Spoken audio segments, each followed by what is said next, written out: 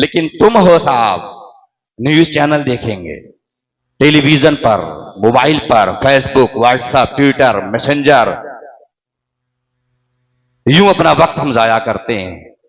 रात में बैठकर उर्दू या हिंदी या अंग्रेजी या अरबी जुबान में किताब खरीदें, सीरत रसूल अकरम, सीरत मुस्तफ़ा, बेटियों के लिए जन्नती जेवर किताब, और फिर रोजाना एक पेज, एक सफा आप खुद भी सुने, अपनी बेटियों को भी सुनाएं। तब मुस्तफ़ा की सीरत को ये पढ़ेंगी, मुस्तफ़ा के कौलो फेल को पढ़ेंगी, मुस्तफ़ा के उठने बैठने जागने को अपने जहनों दिमाग में बिठाएंगी, तो जिंदगियों में इनकलाब पैदा हो जाएगा। आज आवाज उठाई जा रही है मुसलमानों को नीस्त नाबूद कर दिया जाए। अबे नादान, ये तेरी सोच है। आज तो हम करोड़ों नहीं अरबों खरबों की तादाद में है। बदर के मैदान में जब हम 313 थे, हजारों का मुकाबला किया था, फिर मुस्तफा ने हुजूर की छाल को, टहनियों को सहाबा के हाथ में क्या दिया। ये सहाबा कुफारों मुशरिकीन के सामने डट करके मुकाबला करते रहे, फिर अपनी जानों को पेश किया, अपने मालों को पेश किया, और ये साबित किया मुस्तफा का गुलाम मर तो सकता है, लेकिन सामने किसी के सर झुका नहीं सकता। ये तारीख हमारी रही है। आज हिंदुस्तान के हालात देखिए। यूक्रेन छोटा सा मुल्क, बहुत छोटा सा मुल्क यूक्रेन है। हिंदुस्तान आबादी के एतबार से दूसरे नंबर पर है। एक नंबर पर चीन आता है, और कुछ दिनों के बाद हिंदुस्तान की तादाद इतनी कसरत से बढ़ती चली जा रही है, एक नंबर पर आ जाएगा। दूसरे नंबर पर हिंदुस्तान का आबादी के एतबार से नंबर आता है। लेकिन यूक्रेन छोटा सा मुल्क है। अभी रूस से चंद महीने पहले झगड़ा चालू हुआ, मारपीट चालू हुई, एक दूसरे पर हमला आवर हुए, लेकिन यूक्रेन रूस को आंखें दिखाता रहा, आंखों में आंखें डालकर मुकाबला करता रहा।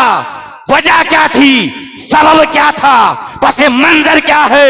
यूक्रेन के पास बहुत सारी यूनिवर्सिटियां हैं, इदारे हैं, एकेडमियां हैं, कॉलेज है। आज जरूरत है बेटियों के हाथ में बड़ा बड़ा मोबाइल देने की जरूरत नहीं है, बल्कि बेटियों के हाथ में कलम दे दो। जो आज से 1400 साल पहले मेरे मुस्तफा ने फरमाया था, खैरुकुम मन तअल्लमल कुराना व अल्लमा, कि तुम में बेहतर वो है जो कुरान सीखता है और सिखाता है। आज दुनिया कुर्सी के चक्कर में है। मेरे मुस्तफा ने आज से 1400 साल पहले हमें आयतल कुर्सी अता फरमा दी। अजीजाने मिल्लत, लेकिन साहब बेटियों के पास मोबाइल, बेपर्दी, बेहयाई, बेगैरती, उरियानियत हमारे मुआशरे में, तभी तो इज्जतों के जनाजे निकल रहे हैं। आज हम इदारे बनाए, एकेडमियां बनाए, कॉलेज बनाए। काश्तकार लोगों, आपको मशवरा दे करके जाऊंगा, एकड़ों देकर जमीन खरीदने की जरूरत नहीं है, बल्कि मिलजुल कर 1-2 एकड़ जमीन खरीदिए, और फिर आपकी बस्ती में तो बहुत अजीम इदारा है, बड़ा इदारा है। उस्र के मौके पर सिर्फ नियत कर लीजिए, अपनी जमीन का सारा उस्र निकाल कर, जो पैदावार होगी उसका 20वां हिस्सा निकाल कर मदरसे में खर्च करेंगे, इस मदरसे को उरूज देंगे, तो कोई माँ का लाल तुम्हें इस दुनिया से मिटा नहीं सकता। लेकिन ये हजरत अब्दुल मुत्तलिब हैं, अल्लाह तबारक व तआला ने इनको 18 बच्चे बच्चियां अता फरमाई। 12 लड़के थे, 6 लड़कियां थी। बच्चे तो सारे के सारे हसीन और जमील थे, सारे के सारे खूबसूरत थे, लेकिन तमाम बच्चों में जो हुस्न और जमाल के पैकर थे, सबसे ज्यादा खूबसूरत थे तो वो हजरत अब्दुल्ला थे। उलमा ने लिखा है इसकी वजह यह थी कि हजरत अब्दुल्ला की पेशानी में नूरे मुस्तफा जलवगर था। हुजूर के चचा का बयान है, जब मेरे भाई हजरत अब्दुल्ला पैदा हुए तो मैंने अपने भाई को देखने के लिए कमरे में गया तो मैंने देखा अब्दुल्ला का चेहरा ऐसे चमक रहा था जैसे चांद और सूरज चमकते हैं। अजीजा ने मिल्लत, हजरत अब्दुल्ला बचपन के अयाम गुजार का जवान होते हैं, जवानी की दहलीज पर पहुंचते हैं, मक्का के जिन गलियों से जा रहे हैं, मक्का के जिन कूचों से जा रहे हैं, मक्का के जिन बाजारों से जा रहे हैं, आवाज आती थी अस्सलामु अला नूर लगी फी ज़हरिका या अब्दुल्ला, अब्दुल्ला आपको मुबारक हो, आपको बशारत हो और आप पर हमारा दुरूद और सलाम हो, और आपकी पेशानी में जो नूरे मुस्तफा है हमारा उस पर भी दुरूद और सलाम हो। फिर ये नूरे मुस्तफा यहां से निकला, हजरत सैयदा तय्यबा ताहिरा आमना के बतन में पहुंचा, 9 महीने मां के पेट में रहा। जब मेरे आका की पैदाइश का दिन करीब आया, हजरत सैयदा तय्यबा ताहिरा आमना धर्म में अकेली हैं, तन्हा हैं, वाहिदा हैं, मुनफरिदा हैं। जब हमल को 6 महीने हुए थे तो हजरत अब्दुल्ला इस दुनिया से रुखसत हो गए थे। मेरे मुस्तफा दुनिया में आने से पहले ही यतीम हो गए और हजरत अब्दुल मुत्तलिब खाना काबा का तवाफ करने गए थे। हजरत अब्दुल मुत्तलिब खाना काबा का चक्कर लगा रहे थे, तवाफ कर रहे थे।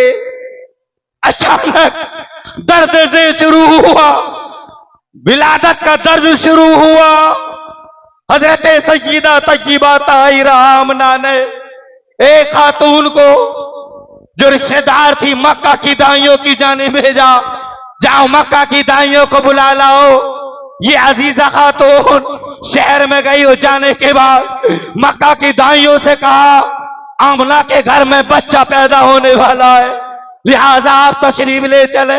लेकिन मक्का का मामूल और दस्तूर और परंपरा और माहौल ये था कि जब बाप जिंदा होता था तो लोग उसके बच्चों को लेने जाते थे और फिर उस बच्चे को 2 साल अतराफ और अकनाफ की देहात से आने वाली औरतें पाला करती थी, दूध पिलाया करते थे, फिर उस पर मेहनताना मिला करता था, उजरत मिला करती थी। मक्का की दाइयों ने आने से इनकार कर दिया। ये अजीजा खातून वापस हुई और आकर के काम ना, मक्का की दाइयों ने आने से इनकार कर दिया है। हजरत आमना ने जब इतना सुना, हजरत आमना रोने लगी, आपकी आंखों से आंसू टपकने लगे। हजरत जिब्राइल अलैहिस्सलाम ने रब की बारगाह में अरेजा पेश किया, ऐ परवरदिगार तेरे महबूब की आमद का वक्त करीब आ गया है। मौला मक्का की दाइयों ने आने से इनकार कर दिया है। तब रब ने इरशाद फरमाया था जिब्राइल फरिश्तों के सरदार, मक्का की दाइयों ने आने से इनकार नहीं किया है, बल्कि मक्का की दाइयों को हमने खुद नहीं आने दिया है, इसलिए कि मक्का की दाइयां है नापाक, मेरा महबूब है पाक, हम पाक महबूब के लिए पाक दाइयों का इंतजाम करेंगे। जिब्राइल अलैहिस्सलाम ने अर्ज किया परवरदिगार वो दाइया किस कबीले से हो, किस खानदान से हो, किस कुनबे परिवार से हो। रब ने इरशाद फरमाया जिब्राइल 4 दाइयों का इंतजाम करना है। अर्ज क्या मौला नाम तू बता दे, पता तू बता दे, एड्रेस तू बता दे, बुला मैं लाता हूं। रब ने इरशाद फरमाया जिब्राइल आज उन औरतों का इंतखाब करना है, आज उन औरतों को चुनना है जो आज तक किसी की दाइयां ना बनी हो, उनकी आंखें भी पाक हो, उनका अकीदा भी पाक हो, उनके हाथ भी पाक हो, उनका लिबास भी पाक हो, उनका किरदार भी पाक हो, इसलिए कि मेरे महबूब का मिलाद पाक लोगों के लिए, किसी नापाक के लिए नहीं है। अर्ज क्या मौला नाम तू बता दे, बुला मैं लाता हूं। रब ने इरशाद फरमाया जिब्राइल जाओ हवा को बुला लाओ, जिब्राइल जाओ आसिया को बुला लाओ, हाजरा को बुला लाओ। मरियम को बुला लाओ। अर्ज किया मौला हव्वा हाजरा मरियम ये मुकद्दस अंबिया किराम की मुकद्दस माए हैं। मौला मैं जाकर के आवाज लगाऊं, ये तो इस दुनिया से रुखसत हो गई है। ए मौला तू मुझे ये तो बता दे आसिया को क्यों बुला रहा है। तब रब ने इरशाद फरमाया था, जिब्राइल हमने आसिया से वादा किया था तू मेरे मूसा कलीमुल्लाह को पाल, हम तुझे अपने हबीब की दाई बनने का शर्फ अता फरमाएंगे। जिब्राइल अलैहिस्सलाम ने क्या मौला क्या मैं कब्रों पर जाकर के आवाज लगाऊं। रब ने इरशाद फरमाया हाँ हाँ सीधे कब्रों पर चले जाना और कब्रों पर जाकर के आवाज लगाना तेरा काम है और कब्रों से जिंदा उठाना हमारा काम है। हजरत जिब्राइल अलैहिस्सलाम ने अर्ज किया मौला अभी जाता हूं, जाकर के आवाज लगाता हूं। रब ने इरशाद फरमाया जिब्राइल आज हम एक अकीदा देना चाहते हैं, एक ज़हन देना चाहते हैं, एक मिजाज देना चाहते हैं। वलियों की कब्रों पर जाना बिदअत नहीं है बल्कि जिब्राइल की सुन्नत है। जिब्राइल तू कब्रों पर जाकर आवाज लगाना तेरा काम है और कब्रों से जिंदा उठाना हमारा काम है। हजरत जिब्राइल अलैहिस्सलाम कब्रों पर गए, जाकर के आवाज लगाई हव्वा हाजरा मरियम आसिया तुम्हें रब बुला रहा है। सीधी ये तमाम मुकद्दस बीबियां कब्रों से उठी जिंदा हो गई, बाहर आई, इरशाद फरमाया तुम्हें रब बुला रहा है और रब का हुक्म ये है कि सीधी हजरत आमना के घर चली जाओ। हजरत आमना के घर जाकर अपने साथ जो है मलाइका को ले लो, अपने साथ गिलमान जन्नत को ले लो, जन्नत की हूरों को ले लो, कई हजार मलाइका को ले लो। हजरत हव्वा ने अर्ज किया ऐ परवरदिगार ये गिलमान जन्नत की हूरें क्यों भेज रहा है। तब रब ने इरशाद फरमाया था इन जो है गिलमान जन्नत की हूरों को मैं इसलिए भेज रहा हूं ये मेरे महबूब के कसीदे पढ़ेंगे, ये मेरे महबूब की तारीफ और तौसीफ करेंगे। अच्छा परवरदिगार मलाइका को फरिश्तों को क्यों भेज रहा है। तब रब ने इरशाद फरमाया था जिब्राइल आज हम मलाइका को इसलिए भेज रहे हैं ताकि मलाइका मेरे महबूब की आमद का इजहार करके जुलूस निकाल के दुनिया वालों को ये ज़हन दे, दुनिया वालों को ये मिजाज दे कि जुलूस निकालना बिदअत नहीं है बल्कि मलाइका की और जिब्राइल की सुन्नत है। जिंदाबाद नारे तकबीर नारे रिसालत मसलके आला हजरत सरवरे आलम कॉन्फ्रेंस हुजूर सैयद सलीम मियां साहब किबला सरजमीने धौनी बुजुर्ग और अजीजाने मिल्लत हजरत आमना की आंखें बंद है, दरवाजा बंद है, कुंडी लगी हुई है। ये मुकद्दस बीवी हजरत आमना के घर पहुंची, दर्द ज़हर की वजह से आंखें बंद हैं। हजरत जिब्राइल अलैहिस्सलाम जा रहे हैं, हजरत आमना के घर पहुंचे, दरवाजा बंद, कुंडी लगी हुई है। अचानक हजरत आमना की आंख खुली तो हजरत आमना का घर सारा का सारा मुनव्वर और रोशन हुआ। पूछा है मुकद्दस बीबी तुम कौन हो, क्यों आई हो। हजरत हव्वा ने कहा आमना तुम मुझे नहीं पहचान रही हो, आज मैं नबी की बीवी बनकर नहीं आई हूं बल्कि मैं मुस्तफा की दाई बनकर आई हूं। हजरत मरियम ने कहा, हजरत हाजरा ने कहा कदमों को चूमा, हाथों को चूमा, पेशानी को चूमा। हजरत आमना ने कहा मुकद्दस बीबी तुम मेरे लिए काबिल ताजीम हो, मेरे लिए जरूरी है कि तुम्हारी ताजीम की जाए, अदब किया जाए। तो हजरत आमना ने जवाब दिया था ऐ मुकद्दस बीबी हो तुम मेरे लिए जरूरी है कि तुम्हारा अदब करो, एहतराम करो। लेकिन हव्वा ने अर्ज किया था आमना हम मुकद्दस माए जरूर हैं, मुकद्दस अंबिया किराम की बीवियां जरूर हैं, लेकिन आज हम जो है मुकद्दस अंबिया किराम की माए बनकर या फिर बीवियां बनकर नहीं आए हैं बल्कि इमामुल अंबिया की दाई बन के आए हैं। अल्लाह ने आज हमें दाई बनने का शर्फ अता किया है। हजरत जिब्राइल अलैहिस्सलाम हजरत आमना के करीब हुए और करीब होने के बाद अर्ज किया इज़हर या रसूल अल्लाह, इज़हर या मोहम्मद, या रसूल अल्लाह दुनिया में जलवागर हो जाइए, मुस्तफा दुनिया में तशरीफ ले आइए। मुस्तफा अपने माँ के शिकम से आ रहे हैं। आज मेरे और आपके घर में बच्चा पैदा होता है तो खून की धार निकलती है, लेकिन मुस्तफा दुनिया में आ रहे हैं तो खून की धार नहीं निकल रही है बल्कि नूर की शुआएं निकल रही है। बच्चा जिस बिस्तर पर पैदा हो, जिस चारपाई पर पैदा हो, जिस कमरे में पैदा हो, उस बेड को, उस बिस्तर को, उस चारपाई को, उस गद्दे को, उस चादर को, उस दरी को नापाक कर देता है। लेकिन मेरे मुस्तफा माँ के शिकम से क्या आए, अपनी पेशानी को रब की बारगाह में झुकाया। याद किया तो किसे याद किया? हम गुनाहगार उम्मत हुए किया और रब की बारगाह में अरेजा पेश किया। अल्लाहुम्मा रब्बी हवले उम्मते, ऐ परवरदिगार मेरी गुनाहगार उम्मत को मेरे हवाले फरमा। अंदाजा लगाएं, यूं तो मुस्तफा 63 साल जिंदगी में एक एक लम्हा, एक एक साथ, एक एक दकीका हमें याद कर रहे, याद करते रहे, हमें याद करते रहे, हमारे लिए दुआएं करते रहे। लेकिन 3 अहम मोड़ पर मुस्तफा हम गुनाहगार उम्मतियों को मखसूस तरीके से याद कर रहे हैं। जिन अहम मोड़ पर लोग अपनों को याद करते हैं, कोई अम्मी और पापा को याद करता है, कोई चाचाओ भाई और डैडी को याद करता है, लेकिन मेरे मुस्तफा दुनिया में आ रहे हैं तब हमें याद कर रहे हैं, इस दुनिया से जा रहे हैं तब भी हमें याद कर रहे हैं। शबे मेराज में, मेराज वाले सफर में मुस्तफा रब की बारगाह में पहुंचे तो उस वक्त भी हम गुनाहगार उम्मत को याद कर रहे हैं। अंदाजा लगाएं, जब मुस्तफा ने जिंदगी के एक एक लम्हा, एक एक साथ, एक एक दकीका, एक एक मिनट हमें याद करते रहे और 3 अहम मोड़ पर मुस्तफा हमें भूले नहीं, तो फिर वफादार उम्मी और उम्मतियों की जिम्मेदारी बनती है जब जब अल्लाह तौफीक दे, जब जब मौका मिल जाए, नबी का मिलाद मनाते रहे, सरवरे आलम कॉन्फ्रेंस बनाकर ये पैगाम दुनिया वालों को देते रहे। हम गद्दार नहीं है, हम बेवफा नहीं है, मुस्तफा ने हमें याद किया है तो हम अपने मुस्तफा को याद कर रहे हैं। वाह भाई, जिंदाबाद जिंदाबाद। नारे तकबीर, नारे रिसालत, मसलके आला हजरत, सरवरे आलम कॉन्फ्रेंस, नारे हैदरी।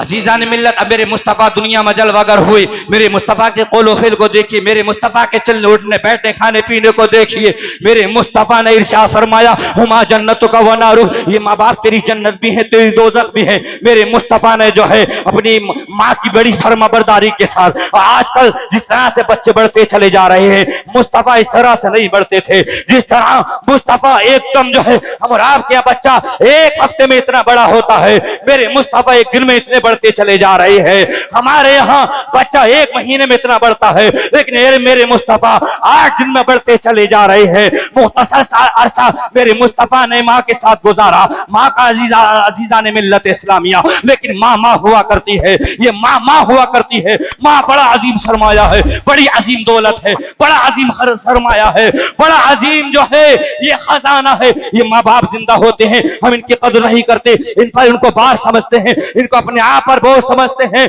लेकिन मेरे मुस्तफा ने आज से 1400 साल पहले ही ये ज़हन दे दिया था, जब तंगी आने लगे, परेशानियां झेलने लगे, उलझने आ जाए और जब रिस्क की तंगी होने लगे तो समझ लो, इज़ा तरकल अब्दु दुआ लिल वालिदैन फइन्नहु यनक़तिउ अन्हु रिज़्क़, इंसान जब जो है वालिदैन के लिए दुआ करना छोड़ देता है तो फिर परवरदिगार आलम उससे रिस्क के दरवाजे बंद कर दिया कर देता है। तो यहां से ज़हन ये भी मिल रहा है, अगर माँ बाप जैसी अजीम दौलत है अल्लाह ने तुम्हें अता फरमाई है, हयात है, जिंदा है, तो पहले इनको खिलाए बाद में खाए, पहले इनको पिलाए बाद में पिए। माँ बाप की खिदमत करके हर जिंदगी गुजार ली, हर मोड़ पर तुम कामयाबी हो सुकून की मदद। नारे रिसालत, मसलके आला हजरत उस्मान हारून साहब भी तशरीफ लाए ना, बस मुफ्ती साहब भी तशरीफ लाने वाले, बस मेरा वक्त होता चला जा रहा है, सुनिए थोड़ी देर।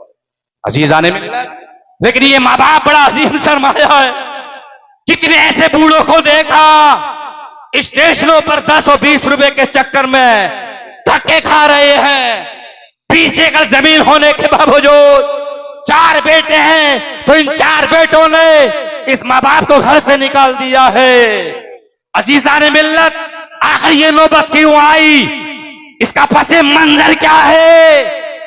तो मैं आपसे एक शिकवा करूंगा बुजुर्गों, सही बात यह है इन बच्चों के हाथ में मुस्तफा के फरामीन और मुस्तफा के फरमान के मुताबिक कलम दे दिया होता, मुस्तफा का उठना बैठना इनकी निगाहों में बचा दिया होता, इनको पक्का सच्चा गुलाम मुस्तफा बना दिया होता, तो फिर जब कुरान पढ़ते वला तकुल्लहुमा उफ़िम वला तनहरहुमा, माँ बाप को उफ तक ना कहो। आज ये औलाद माँ को घर से निकालती है, माँ के मुंह लगती है, माँ कहती है बेटा जल्दी आकर के सो जाया कर, तो कहता माँ तुझे नींद नहीं आती है तो इसमें मेरा क्या कसूर है।